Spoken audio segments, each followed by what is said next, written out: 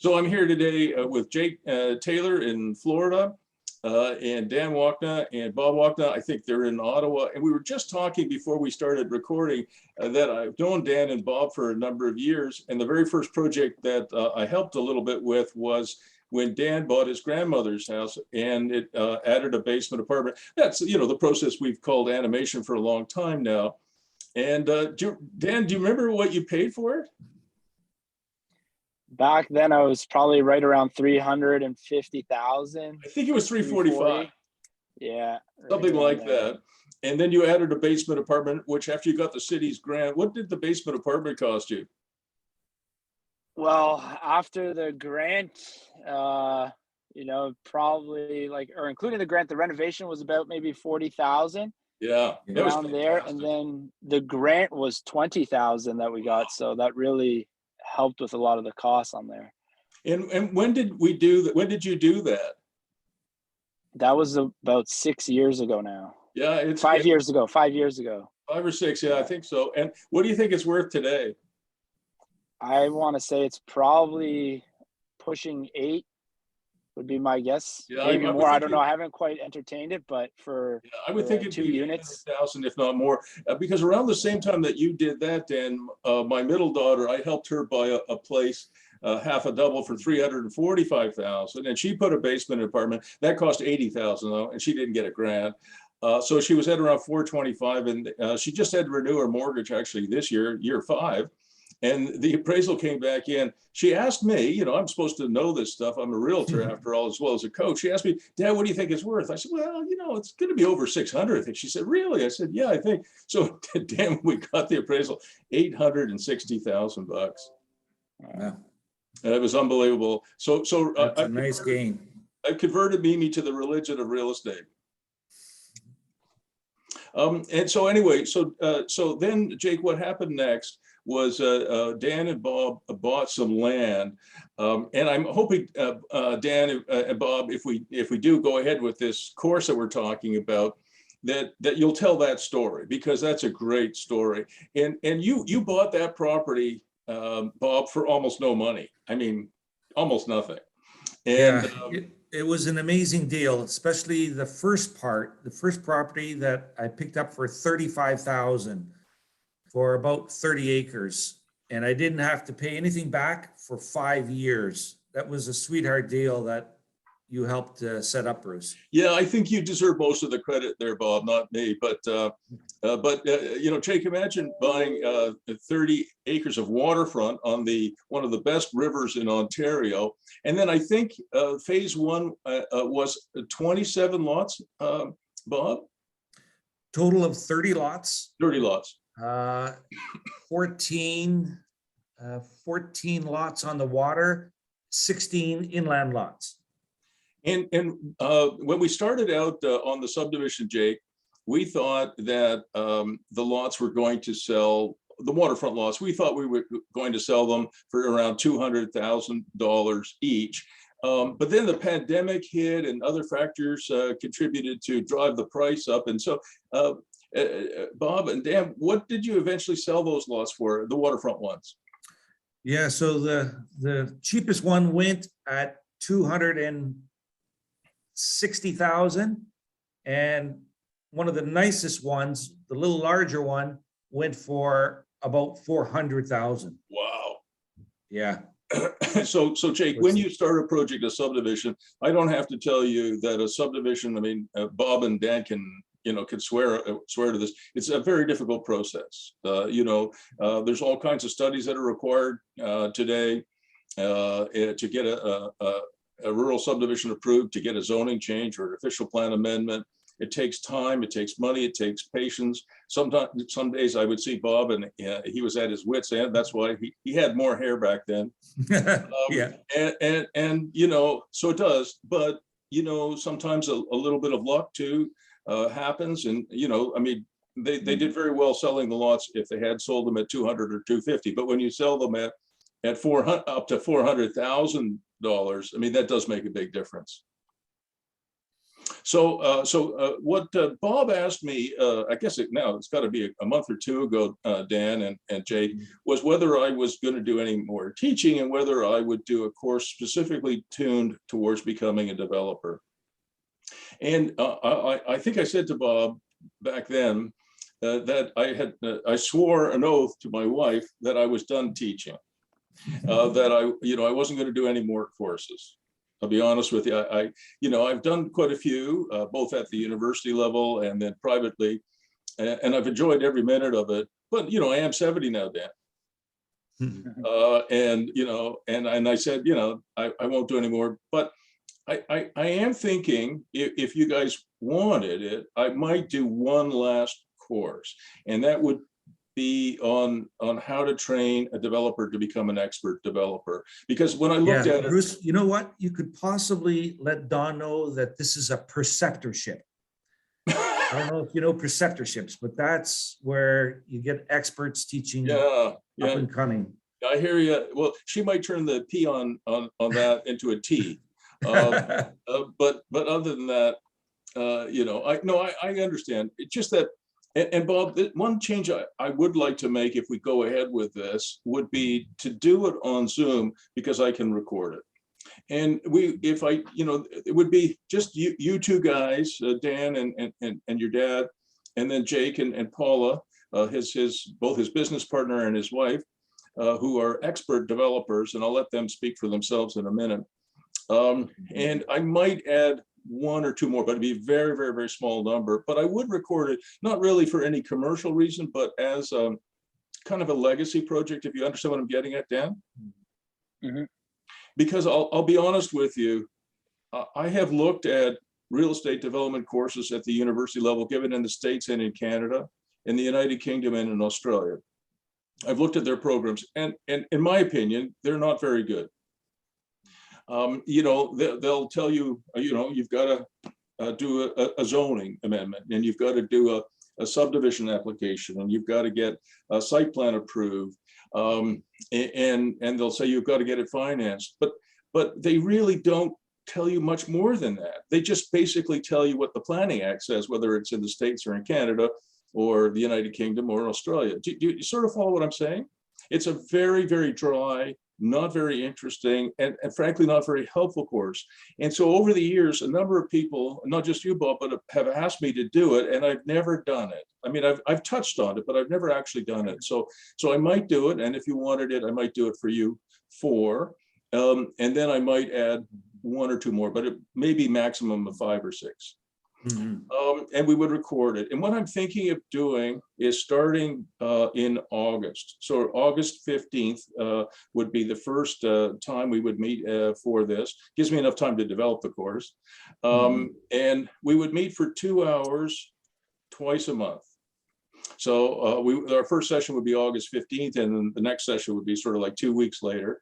And Bob and I, just so you know, Jake and Dan, we're talking about a 4-month course, which is about the same you would get at a university, in a university.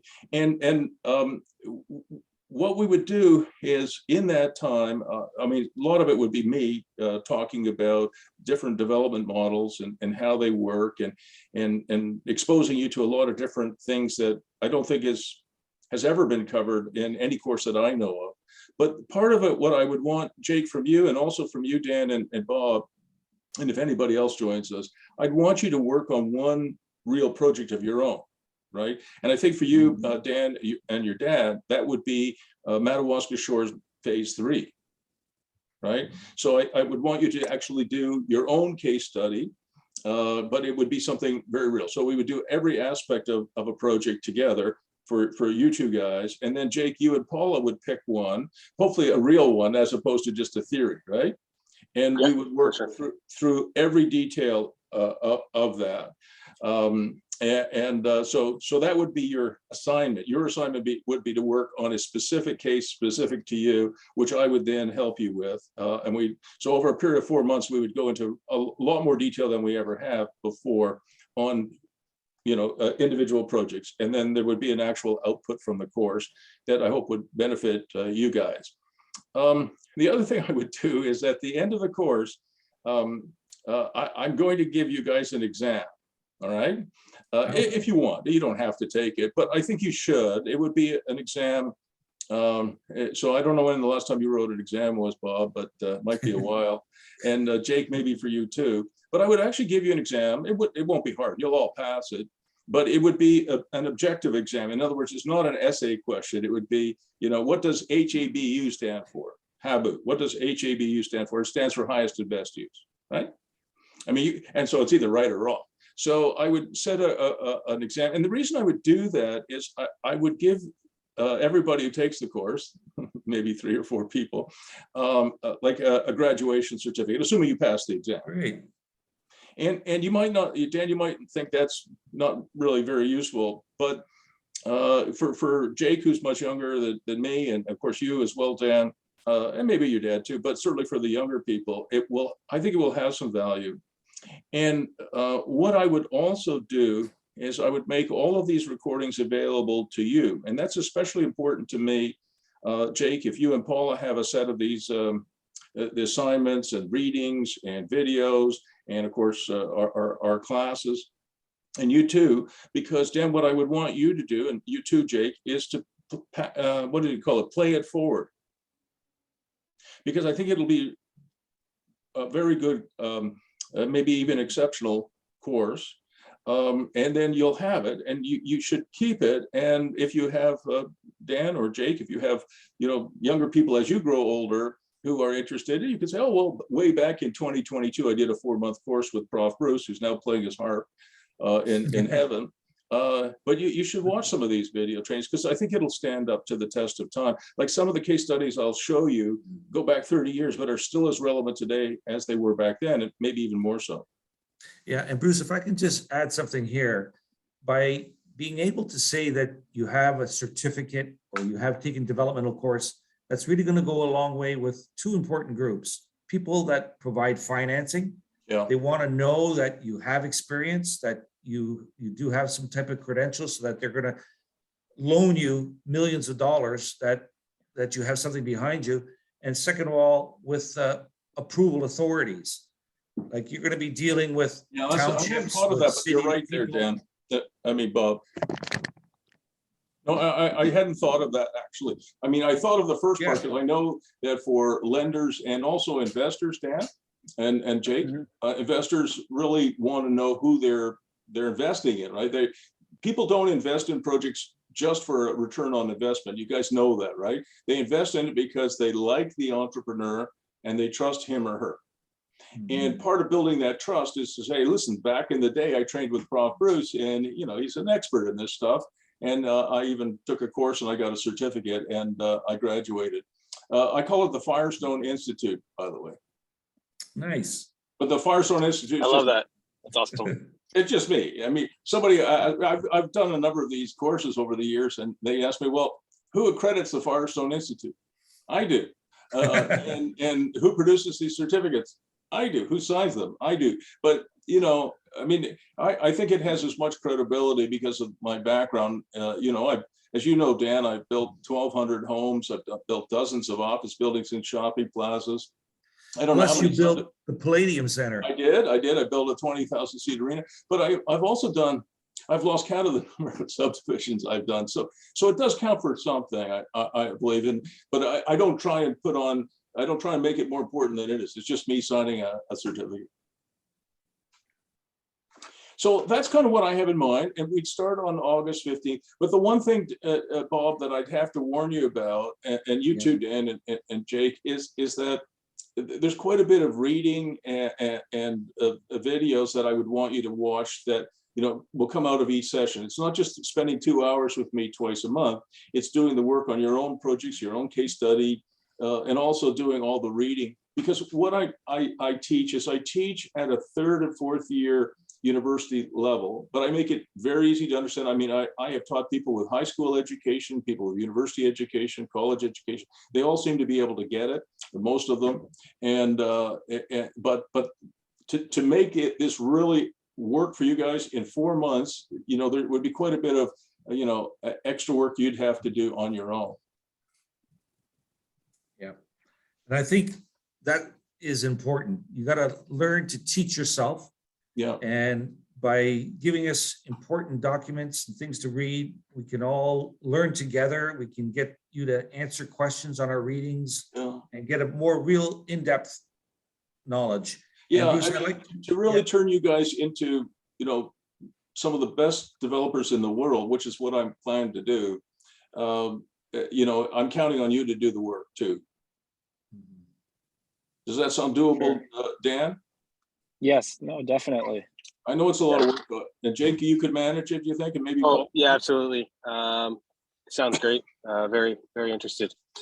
Okay, so I'm going to share. I'm going to share some. I just did some slides this morning just to give you a flavor for what I'm doing. But I'm just going to show you a few slides, and then afterwards, I'm going to ask each of you if there's something that isn't in those slides that you would want me to cover, because I'm going to put together a course outline or course description, but I don't want to miss what you guys want. So I have a number of the cases that I would like to go through, but I could drop some of them out and put some of the new ones in if you want. So I'm going to share my screen, and while I'm sharing it and going through these slides, I'd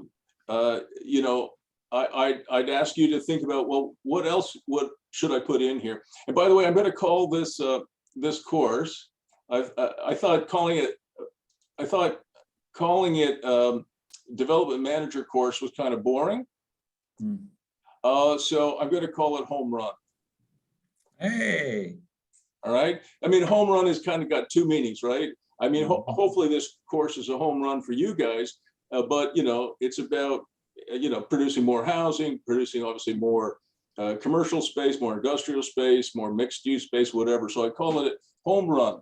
How to become an expert development manager, learn how to produce and analyze outstanding, highly animated concept plans for projects that generate above average returns, that take them through the approvals process, finance them, lease them or sell them, and engage in proper property management. That's a hell of a mouthful. So we're just going to call it home run.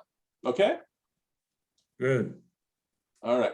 So one of the models that I'd like to deal with, which Jake, you and Paula are already familiar with, and I think Bob may be as well. Yep. Is I've got two developers, well, more than two developers, but two developers who have started this, building something called Quadrans, which are 25-unit multi-residential apartment buildings with no internal quarters. And we have been developing this model, Bob, for over the last number of years since you last saw it, which is a few years ago now. And it has become a home run for them. And I'll go through it. That's a very futuristic looking building. That's one that's actually under construction. Another model which I really like is a lot of developers are used to have their land development business and their home building business or their commercial development business all in sort of one bowl of spaghetti. And that was a terrible idea. And now what they're doing is they're separating out land development from residential or commercial development. And the reason they do that is land development, as you know, Bob, is its own expertise. It's nothing to do with building an office building or a shopping plaza or whatever, or a bunch of houses. It's its own expertise. So it's very important to have it in two pots. And that's, for example, Minto. Something else, this is a model that I love. We don't have to do all of these models, but these are the models that I really like. If you're developing, and Jake and Paula have developed, just so you know, Dan and Bob, they have developed, dozens, maybe even hundreds of projects. I mean, they're young people, but they've done a lot of development. And like I said, I'm going to let Jake introduce himself a little bit more. But one of the things that's really important is that as you're developing your portfolio, a lot of home builders and developers, they sell all their stuff and they don't keep any of it. And you should keep some of it for committed monthly recurring revenues and sell some of it, which produces, cash and cash flow for you. So I'll go through that model. I remember, Bruce, you talked to me about that. Yep. And as now I can see that it's important for a company to have cash flow. You need 100%. To have cash flow to pay your property taxes, to pay your staff that are working with you, and ongoing bills and so on, and future development, and certainly keeping some units that'll provide you with that cash income is a key part to a successful company. Yeah, I'll show you. This is one of my favorite models here, guys, which is, let me just get rid of this here for a second, which is something that my company back in the day did a lot of, and that is we developed industrial condos. Most people think of condos as residential condo buildings. We all know what those are.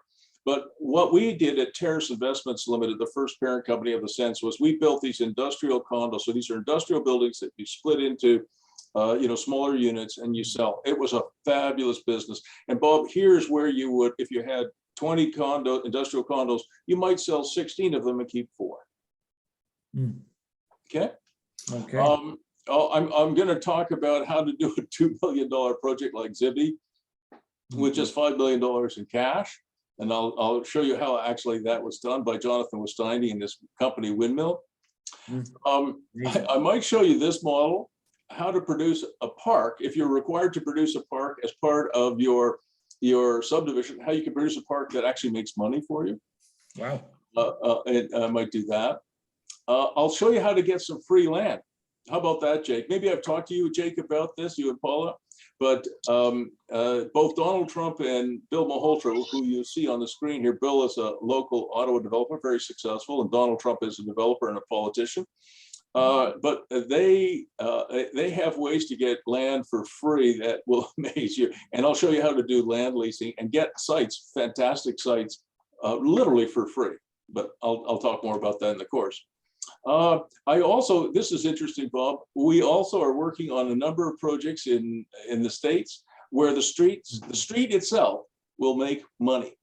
All right. And the way the city is going to make money with the streets is they're going to start charging annual fees, or in fact, monthly fees to everybody who has, any kind of a pipe going down the street. So if you've got, internet cables or telephone cables or electrical cables or gas or whatever go down the street, they're charging a monthly fee. I mean, what the hell? Why let AT&T or Verizon or in Canada, Bell and Rogers make all the money? I mean, the friggin' streets are owned by the city. So we'll talk about that. And can you imagine, Jake, if you had a new subdivision and you got monthly recurring revenues from your streets? That's great. Yeah, and we're doing that in the States, and we'd like to bring that here. And then exactly where you were going a few minutes ago, Bob, I'll show you, sometimes you buy more land than you need because you put a great project by Wakna or by Taylor in the middle of a piece of land, and you have some extra land, that land value goes up. So Jake, I bought the 600 acres of land where the Canadian Tire Center is today. You can see it here.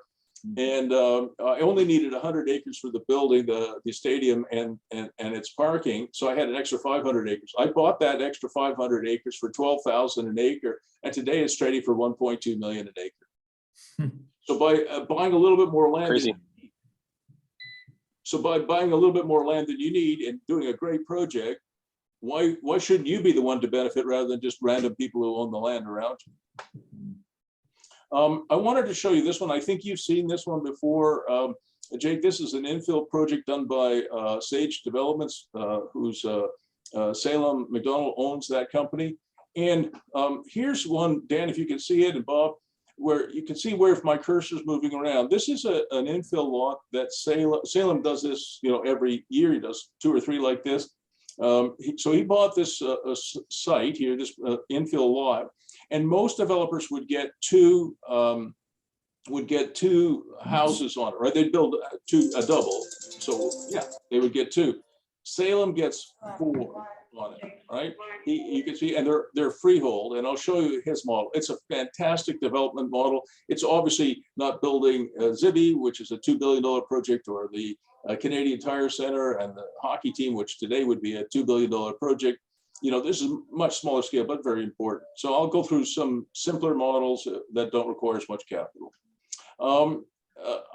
I have a client who has a beautiful site in Moose Creek, which is south of Ottawa.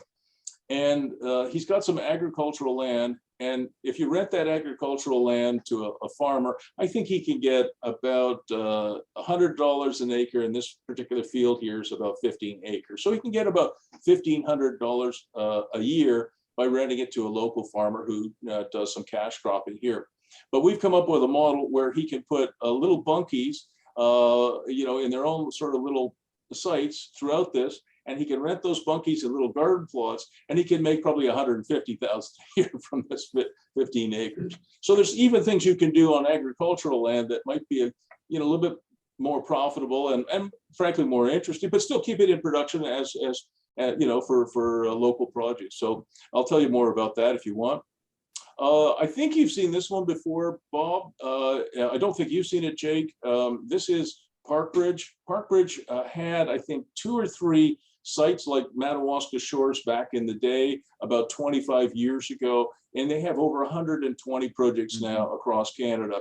It's probably one of the most profitable business models in real estate I've ever seen. It's cottage park development, and maybe phase 3 of Madawaska Shores is going to be something like this.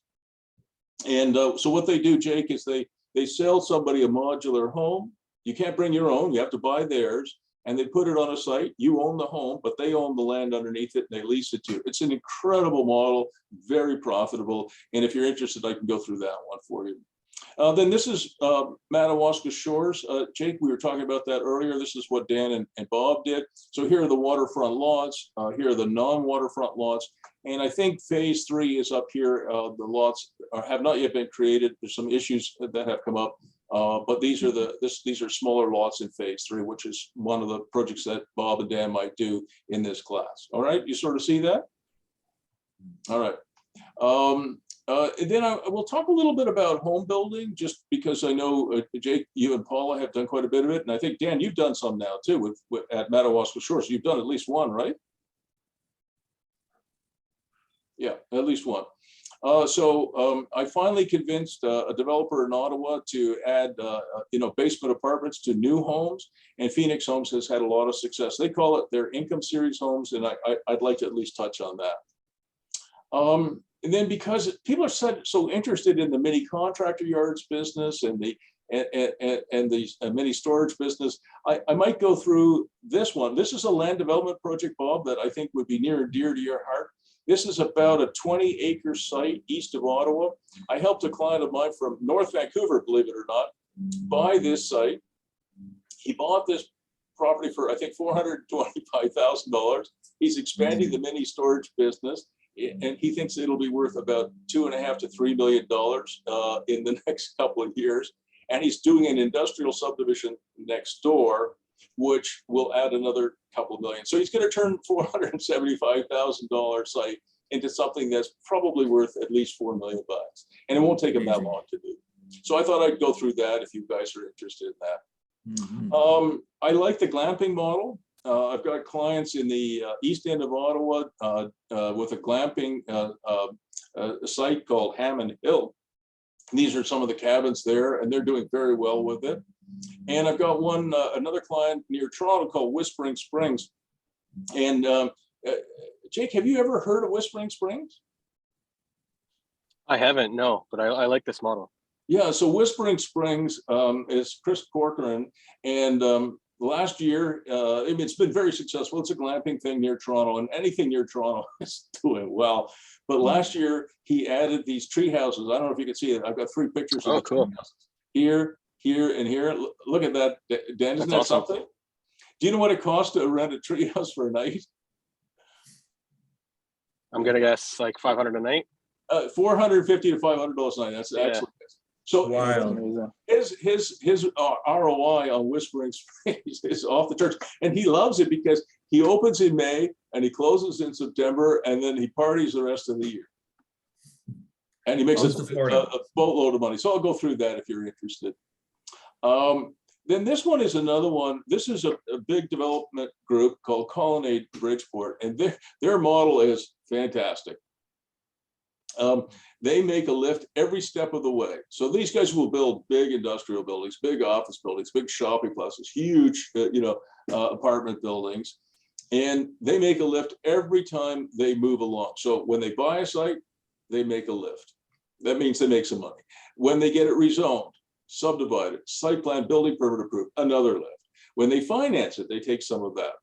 When they construct it, they take a construction management fee and development management fee. When they property manage it, they take more fees. And then some of the projects they sell, and they sell to REITs or publicly traded companies at ridiculous prices, but they tend to keep, 10 or 15%, sometimes 20% of the project for themselves. So they have some equity, and they keep property management, so they have some continuing cash flow. So their model is, Colonnade Bridgeport is one of the most profitable companies I know. Here's something, we're going to talk, if you're going to be developers over the next, 10, 20, 30, 40 years, Jake and Dan, we're going to talk about where you might want to put your efforts. And I probably wouldn't build any more office buildings. And I might not build any more shopping plazas or retail malls, maybe some of the small plazas, but certainly none of the big ones, I don't think. But I really like industrial development, and I like residential. So those are the two areas that I think will have great promise.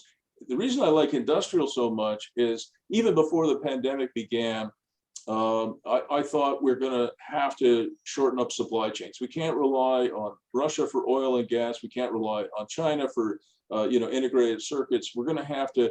So I think, for example, Mexico, the United States, and Canada will form a trading bloc that's even more important in the next 20 years. So a whole lot of local production is being reshored. Okay, industrial production. So the demand for whether it's a workshop of 200 or 400 square feet to an 80,000 square foot or 1 million square foot fulfillment center, the demand for industrial space is off the chart, and it's likely to continue. We cannot rely on overseas partners. They're proving to be unreliable. Yeah, and Bruce, I've noticed as well, there seems to be a big increase in warehousing. That's what I'm talking about. Exactly. Yeah, that's exactly warehousing and light manufacturing. Yeah. And I think everybody knows I go on and on about it, but I would actually like you guys to actually read Twilight Zone. I think, Bob, I sent you a copy. I think electronic copy, yeah. Yeah, you got an electronic copy. You can always buy a paperback. But I'd like you to read it too, Dan, and you too, Jake and Paula. For sure. Because what it is, I hope it's a good story. It's a love story, love found, love lost, love regained. But really, there's a learning outcome to it, which is how to take a city, town, or village and bring it back from a devastated condition. So this book, it's my last. This one I promised, Bob, is my last one. This is my last learning outcome novel. They're too hard to write, but I really want you to read it, because the other thing that will help you is not only if you just help yourself with better buildings that have a higher ROI, but if you help your whole community improve, right? So if you bring all the boats up, it just benefits you. So I want you guys to sort of be the last of my disciples, maybe, and I want you to read it and absorb it. I'll just skip this one. So here's what I'm thinking of, okay? We do two-hour sessions per month, beginning in August, which we talked about. We do lots of case studies. There'll be some assignments, one assignment each, I think, and we'll do lots of spreadsheets, lots of bonus readings and video trainings. You already probably get my Burning Rock Solutions newsletter. You'll continue to get that. And I have some other courses that I've actually recorded, the Ninja Real Estate, Fix It and Reward Yourself, which I'll make available to you. You don't have to do them, but you might do them because they're all a little bit different. I'll give you as much email and text support as you need. And we'll do that one case study that we talked about, and I'll contribute to it, but each of you will do your own case study, and I'll give you a 1-year follow-up. At 70, I can't say I can give you a 10-year follow-up, because who knows if I'll be around in 10 years, but I hope I'll be around for at least another year. So that's what I'm thinking of. And I don't know if this will work for you guys, but it is a lot of work for me to prepare this course and deliver it. So I was thinking, for Bob, for you and Dan, it would be $2,250 per month, plus HST for 4 months. And then Jake, for you and Paula, would be the same for not each, together, right? Yeah. So a total of $2,250 per month plus HST for 4 months. That's kind of what I'm thinking.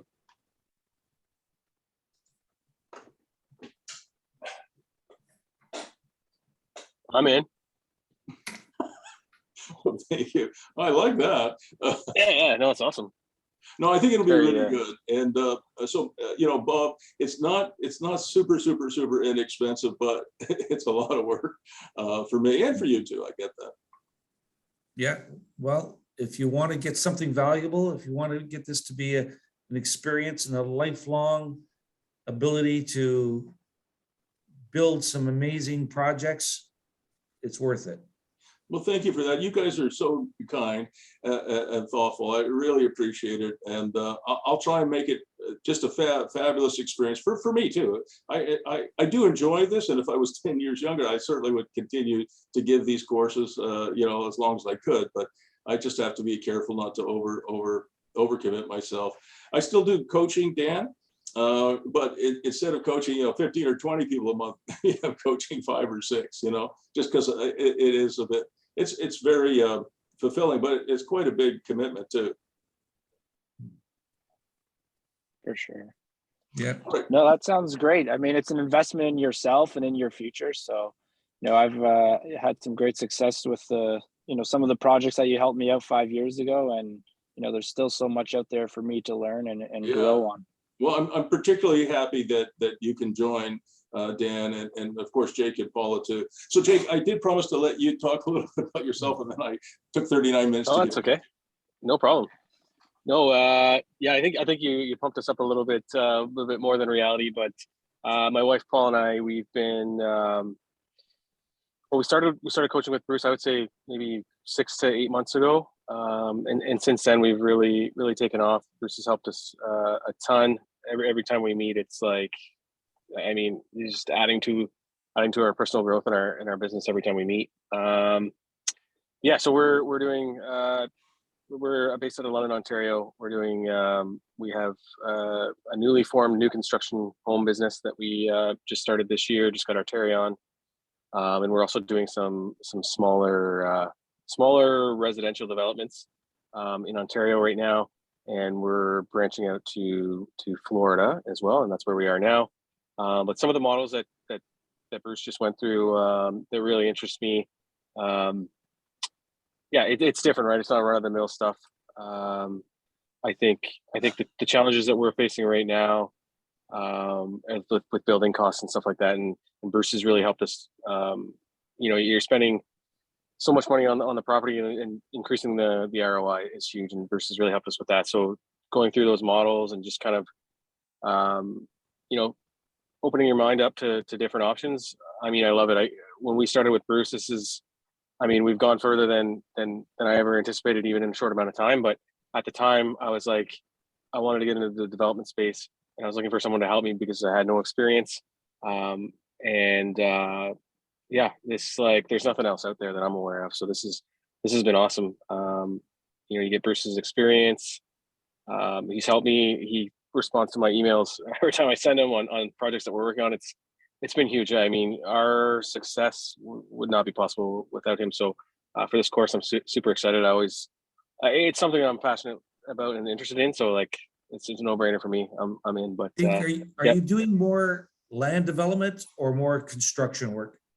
So yeah, so we're pretty new at this, I would say. You know, we started out, say, 2.5 years ago when we started doing like the fix and flip stuff, and kept a couple properties for ourselves, with the goal of starting a new home construction business, which we have now, but it's still new. We're still working on our first, like, we haven't completed our first projects yet. So I think we have five, maybe 7 new homes going up. So it's going pretty good. The cost to build has been challenging for me. We're doing all the first 5 are all spec homes that we're doing, so they're not pre-sold.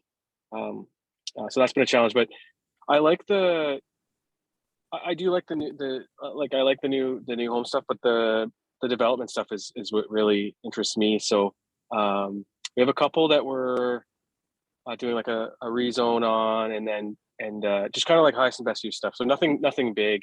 I would say the biggest one we're working on now is like an 8-unit residential new build, and then we have a 6-unit that we're actually going to do the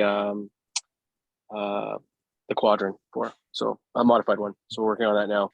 But yeah, we don't know like subdivisions or anything like that. Just like small like 2 rezones I think we have, and then just working within some existing zoning projects too. Like, and what about the one in that Florida?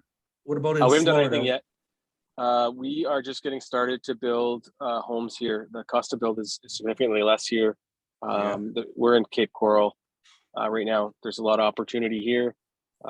You can have a builder build you a house here, like turnkey with like service to everything for like 157 a square foot all in. So it's basic, but we can't do that back home at all. I wonder too, Jake, if a little bit of animation too to a Florida home would really pay dividends. Like if 100%. If it's legal to do like even just an act grade level micro suite, 100%. Yeah, would be that fantastic. too. Because, I have a number of clients in Florida, that I coach, and when I talk animation, I mean, it takes these are mostly young people actually who are doing really cool things. But when I talk about animation to them, they're really struggling to get their mind around the idea that you could have a house with, say, a lock-off suite, and or it could be multi-generational, or that lock-off suite could be on Airbnb, or you could take in an elder, or you could have a home-based business there. I mean, they don't think like that in many parts of the States. In California, I have no problem. They do understand that stuff. I'm having success in Texas. I'm having success in North Carolina. But in Florida, the developers I coach there's only 3 or 4 of them, maybe 5 with you. They don't really understand the animation stuff. They're just cranking out these little houses and they're selling. Yeah, no, we're definitely gonna implement that too here, and like to do some like the models that you presented there, like some interesting stuff down here too. That's maybe. I think I'm trying to encourage the other guys to get their minds around it. But Jake, just to be fair, I talked to pretty much every single developer in Ottawa, Burgill and Minto and Urbandale and Claridge and others. And it took me 12 years to convince one of the larger developers in my own hometown, Phoenix, to add a basement apartment. And, we've walked through these numbers before. Phoenix started this income series home where they've got a brand new home, just a beautiful suburban home, really beautiful. And they have these empty basements. And so they're able to put in a really nice 2-bedroom apartment down there with a small kitchen and its own entrance. It's costing them about $45,000, and they're able to get sometimes 50 grand, and they're able to sell it for 100 to 120 extra as an extra, right? So instead of getting a 13% margin on the home, they're getting like 100% or a little bit more than 100% on their animation idea. So they were very skeptical, right? They thought they were going to have to pay 2 development charges, or there'd be 2 building permits. None of that applies. But once they got their mind around it, Phoenix they've got the religion now. And it's awesome. And think about it. If you're a young person like Dan, you're buying your first home and you're spending $950,000. Oh, that's the thing, right? Yeah, and then you've got this basement apartment that generates, $2,000 a month or more. That pays a lot of your mortgage. Yeah, no, I think it's a new era. I think just the affordability for people, at least in Ontario, right? I think that model is great. I think you're going to see more of that, and the fact that we've done like conversions, and the fact that you're starting from scratch, purpose building them, they can be awesome, right? Like you can do 9-foot ceilings in the basement for not a whole lot extra cost, like windows, just like you're not modifying an existing floor plan. You're starting from scratch. Egress, all that stuff. It's great. You can even do separate HVAC systems if you want to. Obviously, a little extra cost, but given the time, that might be you can separate the utilities and you're not sharing an HVAC system. I can't wait till you and Paula get one of those $157,000 homes in Florida done, and then you have maybe a lock-off suite that you can add for another, I don't know, $40,000 or whatever it might be, and see what the reaction is to the buying public. I think it'll be very good. Yeah, I agree. There's lots of opportunity down here, just even in design and stuff like that, from bringing things from back home. So Jake, one of the things that I think would be really interesting to do and worthwhile to do would be for you and Paula to pick a project in Florida, where you are now, and analyze the hell out of it, design the hell out of it, and don't forget you've got Dan and Bob on the call with us, and maybe 1 or 2 others at the most, and there'll be lots of cross communication, so it won't all be from me to you and you to me. It'll be we'll help each other. Yeah, no, it's great, and I think even too, just you mentioning that having even a small network of like-minded people is it's awesome in my opinion. Yeah, Just to, I like it. So, you know, I okay, don't really have that now, right? I just have you to bug, right? So well, we'll have a small group. So listen, Yeah. Bob, and Dan and Jacob, Paula, I know you're busy with your kids too. Dan, I think, have you got any kids yet? I do not have any kids at the moment, no. But you're married now, So I right? recently, yeah, I got married to my wife Carly about 7 months ago now. Yeah, Oh, congrats. I met Carly, Thank and you. she's a beauty, by the way. I hope you don't mind me saying. Yeah, Uh, no, she's a should keep sweetheart. her. She takes good care of me. I bet she does. Well, maybe some kids in the future, and I think you have 2 grandchildren now, right, Bob? I do. Yeah. So William and Charlotte, they're yeah. 4 and 2 years of age. I'm hoping that you'll get some more through your wonderful son here. All right, so listen, I'll send you guys enrollment forms that you have to fill in. It won't be very long, but the other thing I'll ask you to do is I'll send you obviously a copy of this slide deck, this video. And if there's anything else that you think should be in the course, it would be good to tell me now, because I got to do a lot of work to prepare for it. And so I'd like to, anything that you want to cover, let me know. So listen, gentlemen, it's been great, and I'm really proud and pleased that I can help with this. Thank you. Yeah, thanks, Bruce. It's That's awesome. great. Nice See you, meeting Bruce. Nice See you, meeting you guys. Dan. Bye, Bob. Have a great weekend, everyone. You too. Have a good one, guys. We'll talk to you all soon. Bye now. Bye. Bye.